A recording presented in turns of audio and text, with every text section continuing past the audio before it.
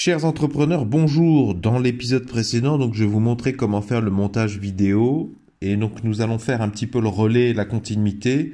Je vais faire cet épisode, le présent épisode va montrer comment faire une miniature pour votre vidéo YouTube. Alors, je vous explique le contexte. Je crois vous avoir déjà expliqué que j'accompagnais Nicolas, ici présent, sur le développement de ses deux chaînes YouTube. Donc, Nicolas, il est éducateur sportif. Il a une grosse expérience et il essaie de mettre en place un produit qui a pour vocation d'améliorer la santé, de procurer une activité saine et en toute sécurité, en particulier aux enfants, mais pas que, parce que c'est une activité sportive qui se pratique de 7 à 77 ans. Et donc là, rapidement, il a deux chaînes, Nicolas. Une qui s'appelle Tsaka Pédagogie. Tsaka, c'est le nom de ses balles sportives.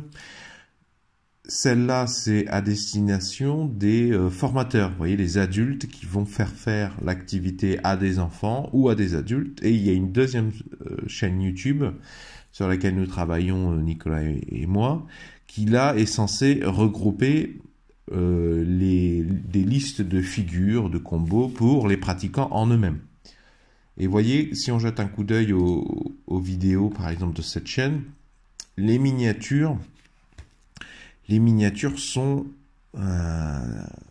vraiment très très loin d'être efficaces. Par exemple, ici vous avez des bandes noires. Vous voyez, ça serait pas très compliqué de, là, au minimum syndical, de retailler la photo ici, de la mettre au format 16/9, pardon, puisque c'est le format de ces vignettes sur YouTube, de mettre un texte, d'enlever le bruit de fond, j'ai envie de dire l'image de fond pour faire ressortir le sujet, à savoir l'enfant dans ce cas.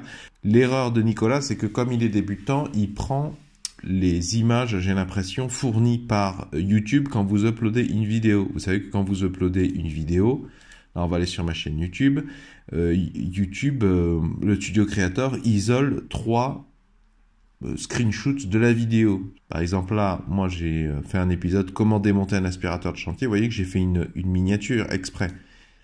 Mais par défaut, YouTube me proposait 3 extraits. Il faut absolument jamais utiliser celle-ci. Si vous utilisez celle-ci, c'est que vous ne faites pas le travail correctement. Donc, revenons-en sur notre exemple du jour. Nous allons faire la miniature de cette vidéo que Nicolas a préparée, que j'ai trouvé très bien. Alors, petite parenthèse avant de commencer, voyez dans la description, Nicolas, il a fait ce que je lui conseille. Commencez dans la description par mettre 3 hashtags, parce que vous ne pouvez pas en mettre plus. Autant utiliser le maximum de nombre de hashtags que vous pouvez utiliser. Donc, il a mis Tsaka, c'est le nom de la marque. Ça, c'est bien parce que ça va permettre que s'il y a des gens qui tapent Tsaka dans Twitter ou dans YouTube, eh bien, ces vidéos ressortiront. Là, il a fait une erreur. Il a mis un espace dans le même hashtag jeu pour ado. Donc, dès que vous mettez un espace, YouTube sépare. Il faut tout coller. Vous voyez, là, YouTube a mis jeu pour qui ne veut rien dire. Donc, il faudrait supprimer cet espace. Sport de rue, très bien, très bien. On peut réfléchir à d'autres hashtags, mais en tout cas, vous devez réfléchir à mettre des hashtags pertinents pour vous. Ce n'est pas des étiquettes, ce n'est pas des tags. La logique est différente. Là, ce sont des thématiques. Si vous ne savez pas ce que sont les tags et les étiquettes, je vous renvoie vers les 2 épisodes concernés que je vous ai fait exprès sur mesure. Il y a 2 épisodes que je vous mets dans la description. Alors là, dans la description, il doit y avoir toujours 3 phrases. Donc là, il en a mis 4, c'est très bien. 3 phrases parce que quand vous cherchez une vidéo sur Google ou sur un autre navigateur internet, les résultats de vidéo, vous allez en dessous de la vidéo, vous avez les 3 premières phrases. Donc il faut que dans les 3 premières phrases, instantanément, très rapidement, il y ait que ce soit 3 phrases du type sujet, verbe, complément, parce que c'est ce que le cerveau comprend le mieux, instantanément, le plus rapide, c'est ce qu'il y a de plus concis. Et vous devez, dans ces 3 phrases, convaincre la personne que c'est bien la vidéo qu'elle cherche. Vous voyez par exemple que moi j'ai sorti une vidéo sur une réserve biologique où on peut voir des bisons et des chevaux sauvages. Et bien les 3 premières phrases résument tout. Vous aimez rencontrer les animaux sauvages dans le milieu naturel? Vous voyez là, je cerne bien un besoin, une envie de ce que est en train de chercher la personne. Vous cherchez une idée de sortie nature en famille, qui est une reformulation légèrement différente. J'essaie de taper en plein dans ce que cherche le spectateur qui va être intéressé par mon sujet. Voici, à mon sens, une des meilleures sorties à faire en France.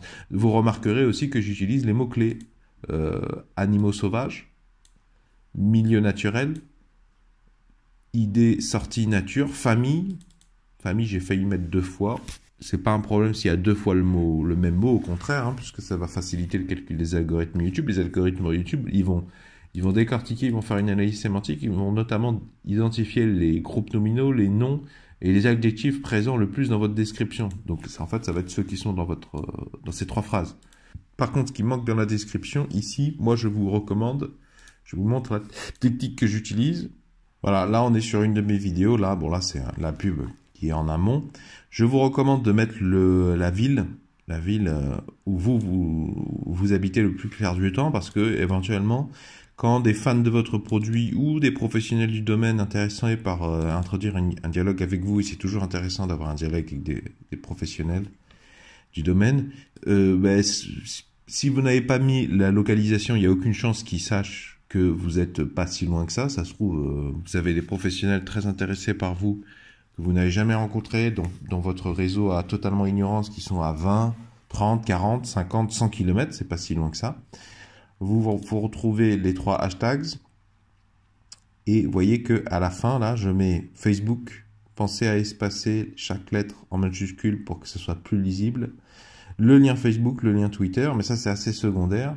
Moi je vous conseille de mettre votre prénom. Comme ça, si les gens veulent vous contacter, ça leur facilite la chose. Ils ont un petit rappel de votre prénom, c'est toujours sympa. C'est toujours plus facile d'introduire une conversation avec quelqu'un dont on connaît le prénom. S'ils veulent vous mettre un petit commentaire sous la vidéo, ils connaissent votre prénom, c'est toujours plus sympa. Surtout là, le truc important ici, c'est je propose aux gens, alors ça vous pouvez le faire que si vous avez 10 000 abonnés, de recevoir par mail. En fait, ça renvoie vers une page de mon site internet sur lesquels les gens peuvent s'inscrire gratuitement. C'est encadré, c'est fait sérieusement, hein.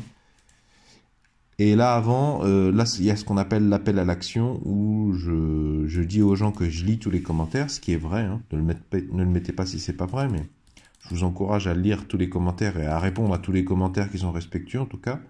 Et là, je dis aux gens, vous voyez, je demande aux gens de laisser une publicité aux vidéos skippable, c'est collé entièrement sur la chaîne. Alors ça vous concerne pas si vous n'avez pas 10 000 abonnés. Si vous avez plus de 10 000 abonnés, sachez que vous pouvez toujours le faire, mais c'est toujours mieux de le dire à l'écran. Ah oui, ça c'est important, je vais le dire. Je suis désolé, je suis un peu lent à commencer, mais tant qu'on est là, autant que je vous donne un maximum d'informations utiles pour vous. Partez du principe que tout ce qu'il y a dans la description, les gens n'y vont pas. L'essentiel des gens ne vont pas dans la description. Alors quand ils font une recherche et que votre vidéo est présentée parmi les premiers résultats par convergence, par acquaintance, il y a des chances qu'ils voient les 3 premières phrases, mais la plupart du temps, ils ne verront pas le reste. Donc tout ce que vous dites ici, hein, vous devez en parler dans la vidéo. Moi, dans mes vidéos, je dis de temps en temps que si les gens veulent me soutenir, ils regardent, ils peuvent laisser une vidéo skippable si collée entièrement sur la chaîne. Vous pouvez dire aux gens de s'abonner, hein, tant que vous n'avez pas la monétisation. Vous pouvez les envoyer sur votre boutique en ligne, puisque là, Nicolas, le but, c'est d'utiliser YouTube pour envoyer les gens sur sa boutique en ligne, pour vendre ces balles. Je parle aussi dans la vidéo de la newsletter. D'ailleurs, je ne parle pas souvent de Facebook et Twitter, mais je devrais. Ça explique pourquoi j'ai pas tellement de gens sur Facebook et Twitter. Bon, dans l'absolu, ça me dérange pas trop, parce que c'est pas vraiment des médias que j'apprécie. Voici le site internet de Nicolas, donc sur lequel il a sa boutique en ligne, qui est là. Et donc, le but, c'est de générer du trafic sur YouTube, hein, pour vendre à ceux qui en ont besoin, hein. Donc, dans le cas de Nicolas, par exemple, dans sa future vidéo, là, il devrait y avoir un lien vers le site internet, et ça devrait pas être ce lien-ci, ça devrait être plutôt un lien direct vers la boutique avec le modèle, je sais pas, le moins cher pour une entrée en un truc mignon, tiens, celle-là. Vous voyez, ça, là, il faut faire un copier-coller, que les gens n'aient plus qu'à payer, quoi. Pour ceux qui sont pressés, qui ont aimé la vidéo, qui ont envie d'acheter quelque chose pour leurs enfants. Et ça devrait être ici, et ça devrait être dit dans la vidéo.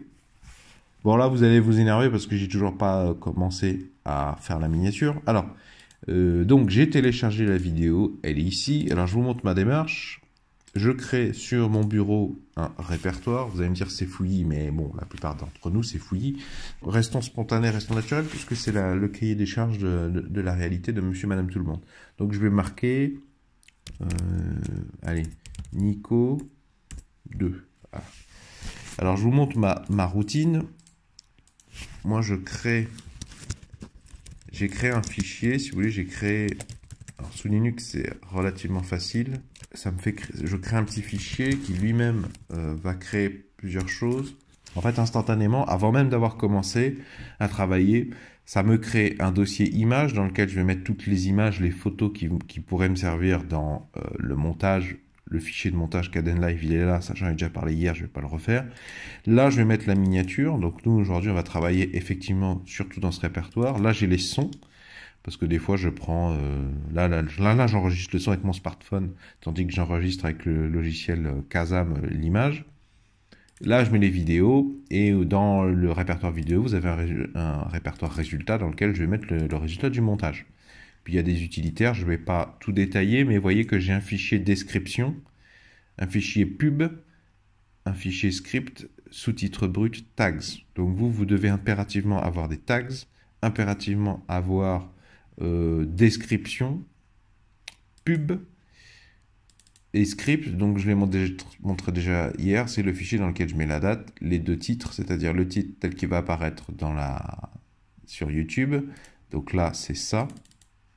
Et le titre du fichier. Et des fois, j'ai créé un script quand ma vidéo est scriptée. Donc la vidéo de Nicolas, elle est dans résultat. Alors j'ai pas trop de contenu, donc je vais devoir faire avec ce que j'ai pour aider Nicolas. Puis on est un peu pressé parce il faudrait qu'il publie dans les jours à venir. Parce que là c'est déjà le 11 du mois de septembre, on est déjà un peu en retard. Donc je vais faire des screenshots parce que j'ai vu des images qui sont intéressantes, qui sont parlantes. Avant que j'oublie, moi je vais utiliser le logiciel GIMP, parce qu'il est gratuit et qu'il est très complet. Si vous n'avez pas le temps, vous pouvez utiliser par exemple, il y a un logiciel en ligne qui s'appelle Canva, que je vous mets dans la description sous la vidéo. J'ai jamais utilisé, mais j'ai vu beaucoup de débutants sur YouTube utiliser ce service. Moi, ça ne m'intéresse pas parce que j'arrive à faire beaucoup plus rapidement et mieux, plus approfondi sur GIMP. Mais je suis conscient qu'effectivement, GIMP, ça demande un temps sérieux de prise en main et d'implication. Bon, Nicolas, il est père de famille, il est éducateur sportif, comme je vous disais, donc il n'a pas autant de temps que moi, qui vit de mon activité depuis mon ordinateur où que je sois sur la planète. Donc, je vais faire des screenshots. Alors, pour faire des screenshots, il y a plusieurs manières. Moi, j'ouvre Kdenlive, je vais importer la vidéo, je la charge. Alors, je cherche bien sûr une image parlante, c'est-à-dire une image qui en instantanément dans le cerveau du spectateur, et du spectateur le plus compliqué, hein, c'est-à-dire celui qui n'a jamais entendu parler de Tsaka, qui ne sait absolument pas ce que c'est, qui comprenne instantanément de quoi il est question. Et là, en plus, on a vraiment une vidéo de qualité. Ce qui m'embête un peu, c'est qu'il y a des textes. Donc, je vais essayer de screenshooter en dehors des textes, c'est-à-dire prendre une image en dehors des textes. Mais en tout cas, c'est très bien parce que c'est du réel, c'est de la pratique. Pas du fake. Alors, vous voyez ce qu'il a fait là, ça, c'est les 20 dernières secondes. Ça, c'est complètement inutile. Ça va dans la description, éventuellement. Ça, c'est complètement inutile. Qu'est-ce que vous pensez que les gens, en 2019, ils vont taper tshaka.com dans leur navigateur URL? Jamais de la vie. Ça, c'est ce que je dis, c'est dans la description. Et encore, on va pas mettre ça, on va mettre directement le produit le plus simple pour commencer dans la description sous la vidéo. Plus d'infos sur, c'est chiant comme les pierres, personne ne regarde ça. Ce qu'il faut, c'est, j'en ai déjà parlé hier, donc je ne vais pas retour répéter, je vous renvoie vers la vidéo d'hier. Vous mettez 20 secondes d'écran noir, ce sera toujours mieux que ça. Éventuellement, plus tard, vous le personnaliserez. Je vous renvoie vers la vidéo d'hier, parce que je ne vais pas me répéter. Alors bien sûr, je vais privilégier une image qui soit qui soit nette, pardon. Le plus nette possible. Bon, après, on fait avec ce qu'on a, hein, mais... Il y a des moments, des frames où c'est plus impressionnant. Là, c'est pas mal. Faire extraire l'image. Donc, je vais dans Nico 2 et vous voyez, je vais enregistrer dans le répertoire miniature. Et je vais m'en prendre quelques-unes. Alors, vous allez me dire, oui, mais là, il y a du texte. Oui, c'est vrai. Mais allez savoir, peut-être qu'après, de toute façon, je ne vais pas garder la partie basse. Parce que la partie basse, c'est les shorts, c'est pas la partie la plus informative de la vidéo. On va prendre un mouvement un peu impressionnant, un peu qui sort de l'ordinaire, pour susciter l'intérêt, puisque le but de la miniature, c'est précisément de susciter l'intérêt, pour que la personne ait envie de cliquer dessus. Ah, c'est pas mal, le gamin, il a la langue qui sort de la bouche en signe de concentration. Ça, c'est rigolo, ça va attirer les parents. J'en extrais plusieurs, hein. C'est toujours mieux d'avoir un peu de choix avant de faire la sélection finale. Puis vous pouvez éventuellement utiliser plusieurs images pour faire la même miniature, hein, dans certains cas.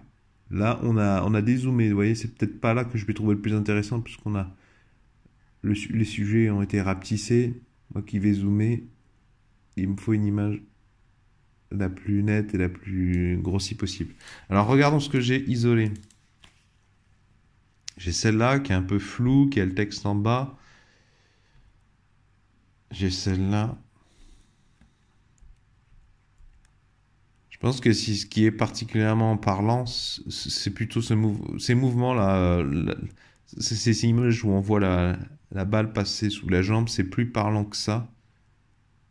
Ça suscite plus l'intérêt. Alors là, la balle est derrière, enfin, devant le genou, donc on la voit pas très bien.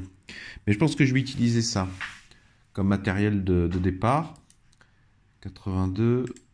Donc ouvrir avec une autre application, j'ouvre avec GIMP. Vous ouvrirez avec Canva éventuellement si vous préférez. Enfin, moi, je vous encourage de vous pencher sur GIMP parce que c'est un bon investissement, hein. C'est pénible au début, mais c'est un bon investissement. Ça, j'en ai plus besoin. Non. Ok. Alors. Vous voyez là, ce sont les bords de ma miniature. Donc déjà, pourquoi c'est noir? Je comprends pas pourquoi c'est noir. Je comprends pas pourquoi c'est noir. J'imagine que là, c'est au moment de la manière dont a été tournée la vidéo. Je pense que Nicolas a utilisé un stabilisateur d'image qui fait que l'image est fixe, mais du coup, il y a eu un rognement sur les bords. Donc nous, on va corriger ça. Il faut absolument mettre les choses le plus gros possible. Enfin, le plus gros possible. On va zoomer sur exactement ce qui nous intéresse. Ce qui nous intéresse, ça commence là, parce qu'on a le bras du petit jeune homme. Là, on va le garder, le petit jeune homme, parce qu'on voit que c'est une activité. Là, on est dans quelque chose dans un binôme. L'image va s'arrêter là, je pense. On va garder le bras gauche de cet enfant, parce qu'on comprend qu'il se stabilise. Donc, clic droit, échelle et taille du calque. Donc, je vais agrandir l'image. Là, c'est à 1920. Quand vous voyez cette chaîne, ça veut dire que de toute façon le logiciel va garder les proportions, même si vous changez l'une ou l'autre des deux valeurs, là, largeur ou hauteur. Donc moi je vais agrandir de manière à ce que ça disparaisse. Donc je sais pas, je vais mettre 2100 pour commencer. Voilà, il y a eu un temps de calcul. C'est déjà un peu mieux, ouais, peut-être un chouïa plus. 2200. De toute façon, si c'est trop gros, ouais, c'est bien. On pourrait détourer également les deux enfants là pour pas garder le fond, mais le fond est pas hyper moche non plus. Il est pas trop riche d'informations. C'est pas le foutoir. On est sur quelque chose un fond qui indique qu'on est dans un endroit où il y a des enfants, où on pratique du sport. Donc ça, c'est informatif, c'est très important. On a deux jeunes gens qui ont l'air derrière de faire la même chose que ces deux gamins. Donc ça, c'est super cool, on va le garder. Par contre, impérativement, il faut que dans votre miniature, vous rajoutiez un titre, un texte, qui serait un espèce de titre doublon, alors que les algorithmes YouTube n'utiliseront pas pour le référencement, puisqu'il apparaîtra en miniature. Donc c'est ça, ce titre-là, oui, les algorithmes YouTube vont faire de l'analyse, mais la miniature, non. Ce que Nicolas appelle le jeu du miroir. Ah oui, le jeu du miroir, non, mais c'est le fait de répéter le défi qu'a lancé le compagnon. Ce que je vous propose, ce qui me vient à l'esprit un peu rapidement, hein, vous trouverez peut-être quelque chose de plus subtil. On va mettre... Pourquoi jeu du miroir? Parce que c'est informatif. On a le mot jeu que tout le monde va comprendre. Donc si les spectateurs cherchent effectivement un jeu, ben, le mot ressort. En plus, on voit que les enfants sont en train de faire du sport, donc c'est un jeu sportif. Alors, je vous ai dit dans un épisode précédent, ne mettez jamais rien trop ici. Vous voyez, dans ce secteur-là, sur la miniature YouTube, il y aura le timecode, c'est-à-dire la durée temporelle du fichier. Donc, on met jamais quoi que ce soit ici, parce qu'il sera complètement invisible. Alors, moi, je vais sur Pixabay récupérer régulièrement des images. Et là, j'ai envie de faire Axel versus Nico. Bon, c'est gentil, hein, c'est pas pour insister sur l'aspect compétition. Là, c'est juste la miniature, hein, versus. Mais ça peut parler aux enfants, ça parlera aux parents. Alors sur Pixabay, on a un stock d'images qui est limité. Je trouve pas toujours ce que je veux. Ouais, non, je cherche un versus type jeu de vidéo de combat, quoi. Puisque tout le monde comprendra la ref. Donc vous tapez ce que vous cherchez, vous voyez, versus suivi de PNG. En code YouTube, ça veut dire l'image détourée. Et vous voyez, il y a des choses assez sympas là. Alors, il y a certaines images. Là, j'ai pas fait une recherche d'images en précisant que je cherchais des images libres de droit. Sur une miniature, vous pouvez un petit peu jongler avec les règles et utiliser éventuellement des images qui vous appartiennent pas ou dont on n'est pas sûr que vous ayez l'autorisation libre de vous en servir gratuitement à des fins professionnelles. Parce que même si vous n'avez pas de chaîne de publicité sur votre chaîne YouTube, à partir du moment où vous vous en servez pour vendre un produit, là c'est le cas, on pourrait vous dire que c'est professionnel. Enfin, c'est tout à fait professionnel. Donc mon fichier il est là, je l'importe dans mon montage GIMP. Ouais, c'est un peu cool, c'est un peu fun ça, ce versus là, tout de suite. On essaie d'appuyer là-dessus, puisque le but c'est que les gens, notamment les jeunes qui sont fans déjà, cliquent dessus. Alors là, je fais CTRL S et je vais enregistrer. Alors moi par défaut, comme je vous ai dit, dans le dossier miniature, dans le répertoire miniature, il y a un dossier XCF, donc qui est le nom, et c'est l'extension des fichiers GIMP. Donc je l'enregistre ici, mon montage. Sur ce fichier, je réécris. Donc là, vous voyez que c'est assez bien détouré. Le versus ressort de lui-même puisqu'il est entouré d'une bande blanche et qu'il y a un effet d'ombre. C'est pas trop la peine de travailler davantage là-dessus. Par contre, ça, c'est un peu petit. Vous voyez, j'ai plus d'espace. Hein. J'ai quasiment tout cet espace-là qui va d'ici à ici, qui est libre.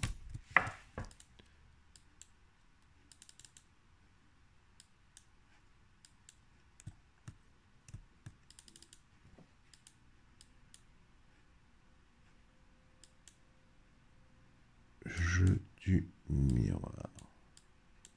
Alors, je sais pas qui est Axel et qui est Nico. Ah si. Lui c'est Axel. Donc l'autre c'est Nico là. Mon texte n'est pas fini, hein, mais c'est pas grave, parce que là j'essaie d'abord de situer un petit peu les éléments que je vais mettre. Parce qu'au fur et à mesure, je suis jamais sûr que les éléments vont rester à peu près au même endroit. Des fois, j'en supprime, des fois, je change. Vous voyez qu'à chaque fois que j'ai fait un texte, il apparaît ici, là, dans les calques. Ça me permet de les sélectionner plus facilement. Parce qu'au début, quand on ne connaît pas GIMP, on peut devenir fou hein, sur certains trucs qui sont pas forcément très intuitifs. C'est pour ça que je vous disais que ça peut être bien Canva et qu'il y a besoin de temps pour prendre en main GIMP. Mais en même temps, c'est un excellent investissement, quoi. Alors, jeu du miroir. En gras, ça se voit tout de suite mieux, mais souvent, il faut diminuer la police pour que ça rentre. Ensuite, vous voyez, ça se détourne pas très bien, ça se découpe pas très bien. Jeu du miroir ne se découpe pas très bien du fond parce qu'il y a des zones blanches. Donc, ce que je fais, je clique sur jeu du miroir. Là, je fais clic droit, alpha vers sélection. Je ne vais pas rentrer dans les détails, mais ça m'a sélectionné toutes les lettres comme une zone de sélection. Ensuite, je vais en sélection, agrandir. Allez, je vais mettre 2. Il va agrandir la sélection. Donc, la sélection a agrandi. Ensuite, là, je fais sur ajouter un calque. Je vais dans transparence. Le calque a été créé ici. Je le descends. Et ensuite, je prends cet outil là, remplissage, couleur noire. Je zoome. Et regardez ce que ça va faire. Ça m'a fait apparaître du noir autour de mes lettres blanches. Donc là, maintenant, ça devrait... Je vais dans sélection aucune. Vous voyez que ça se détache beaucoup mieux. J'enregistre. C'est pas mal, c'est pas mal. On voit bien toujours la tête des enfants, hein. Faut surtout pas gêner ça, la visibilité de ça, parce que les visages sont très importants dans une miniature, hein. Si vous avez la possibilité, mais toujours un visage. En plus, ça c'est vraiment la cible enfin, une des cibles les plus importantes du produit, hein, parce que c'est une grande partie des pratiquants, ce sont des enfants, donc c'est normal qu'ils apparaissent à l'image. Alors, faudrait pas que ça gêne. Là, le Axel, il est un peu... Là, si je laisse Axel, ici, ça gêne la visibilité du mouvement, qui est un truc très très important dans cette miniature-là. Le cœur de la miniature, c'est ça, vous voyez. Enfin, c'est un des trucs les plus intrigants. On a aussi le visage marqué par la concentration de Nico, là, qui est très important. Ouais, Axel, je peux le mettre là, parce que de toute façon, dans cette zone, il n'y a rien de bien passionnant. Nico, là, ça gêne pas trop. Donc, par contre, là, je vais... je pourrais... Alors, c'est pas mal que ce soit en noir parce que ça se détache du blanc.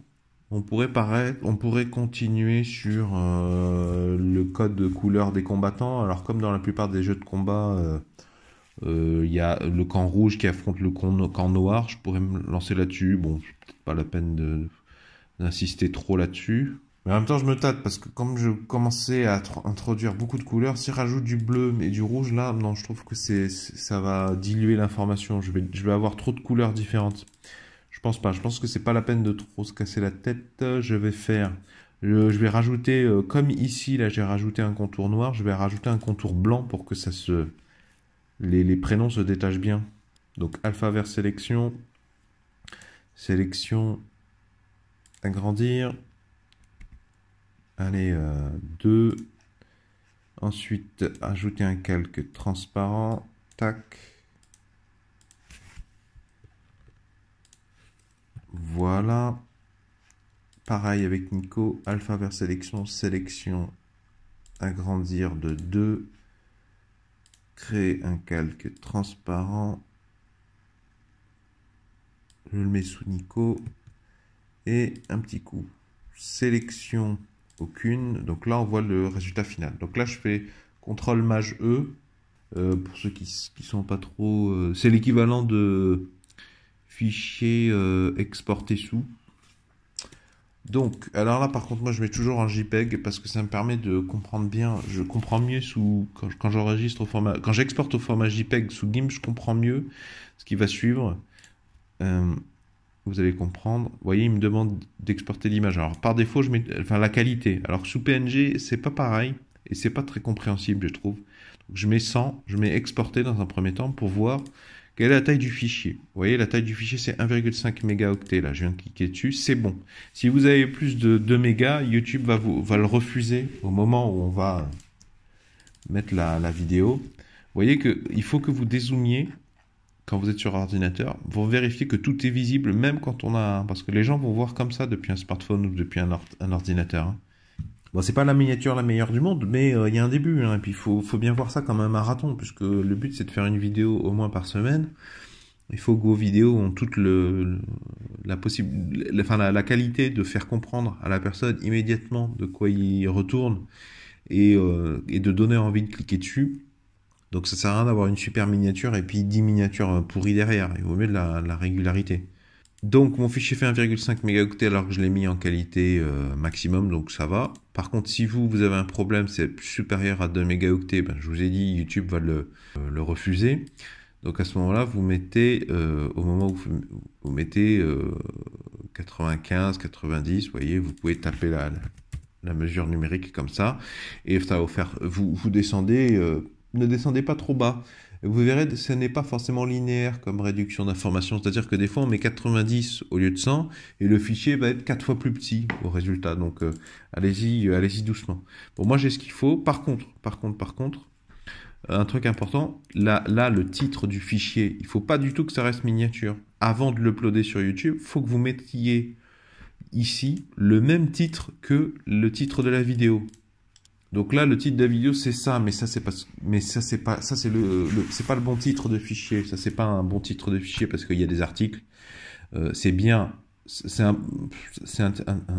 titre ici pour YouTube correct, mais comme nom de fichier pour les algorithmes qui vont l'analyser, c'est pas bon. Il faut pas qu'il y ait il faut pas qu'il y ait du, il faut pas qu'il y ait avec, il faut pas qu'il y ait et parce que ce sont des mots qui sont pas du tout informatifs. Il faudrait un truc du genre jeux sportifs, ado, Saka, exemple, combo, par exemple. Et donc, ce nom de fichier, vous en faites un copier-coller dans ici, là. Donc, vous aurez deux fichiers qui se nomment exactement pareil, sauf qu'il y en a qui finit par .jpeg et l'autre par .webm. Alors, là, c'est une exception, c'est au format MP4. Mais moi, je vous ai dit dans l'épisode précédent, je vous ai expliqué pourquoi il valait mieux faire du WEBM. Je ne vais pas réexpliquer pourquoi. La vidéo est suffisamment longue. La miniature, c'est 50% d'importance. Hein. Quand vous débutez sur YouTube, que vous avez fait votre montage, que vous a demandé déjà des fois, vous pouvez avoir l'impression d'avoir fait le plus gros. Non, non. Le plus gros, ça va être la miniature. Et puis, il faut faire les tags. Mais quand vous avez fait les tags et la miniature et que vous avez le résultat final de l'exportation, là, oui, vous commencez à être... normalement, vous avez fait le plus gros. Hein. Il n'y a plus qu'à remplir les champs dans le Studio Creator. Si vous avez aimé ce petit cours particulier, je vous invite à vous abonner à cette chaîne YouTube. Vous pouvez le faire de la manière traditionnelle en cliquant sur le bouton s'abonner. Cependant, je sais qu'il y en a certains parmi vous, parmi les professionnels, les entrepreneurs autonomes indépendants qui regardez cette chaîne YouTube, vous n'êtes pas des consommateurs YouTube, donc c'est pas très pertinent de s'abonner par la chaîne YouTube. Il vaut mieux s'abonner par mail. C'est un service gratuit. Hein. Je vous envoie que mes vidéos sur ce sujet. Vous trouverez le formulaire d'inscription gratuit dans la description sous la vidéo, juste en dessous de la vidéo. C'est encadré par la réglementation générale sur la protection des données. Vous vous étonnez pas, ça vous redirige vers mon site internet Retex, qui est mon site internet de bricolage que j'utilise parce que c'est pratique. Si vous avez apprécié ce contenu, vous pouvez me le faire savoir en laissant un pouce bleu. D'avance, merci, ça fait très plaisir. Et puis ça me permet d'avoir votre retour. Et puis ça permet de contribuer au meilleur référencement de la vidéo YouTube. Vos commentaires de soutien ou vos questions sont les bienvenus dans les commentaires sous la vidéo. Pour les professionnels qui ont envie vraiment de mettre un sérieux coup de collet et de développer une stratégie sur YouTube, sachez que nous pouvons réserver un entretien particulier, une conversation téléphonique qui durera environ 2 heures.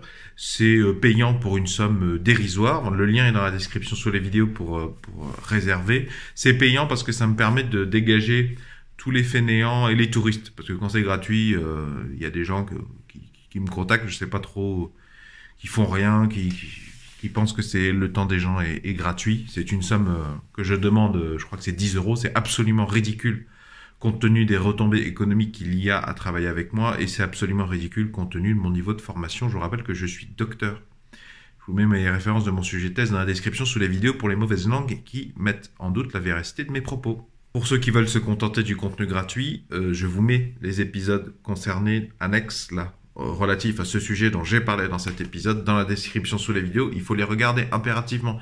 Et moi, je vous dirais même, regardez tous les épisodes de cette chaîne.